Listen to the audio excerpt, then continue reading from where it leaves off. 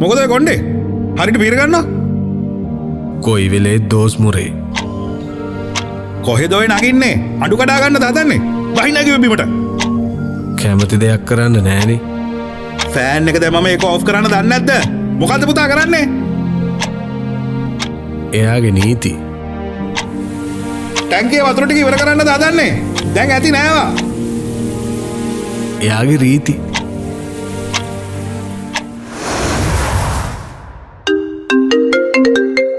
ඔය කතා කරන්නේ චුවර එකට මොකේකට හරි පයර් වෙලා මට බනින්න වෙන්නේ නැති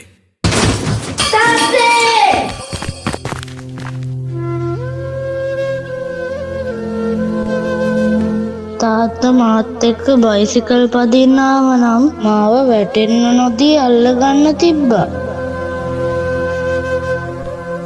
දැන් තමයි මට තාත්තව තේරුනේ. හෙලෝ තාත්තේ මොකද පුතා thank you ඒ මොකටද වැටෙන්න නොදී මාව අල්ලගත්තට තාත්තගේ ආදරේ දැනෙන්නේ හැම වෙලාවටම නෙමෙයි හරිම වෙලාවට පියවරුන්ගේ දිනය වෙනුවෙන්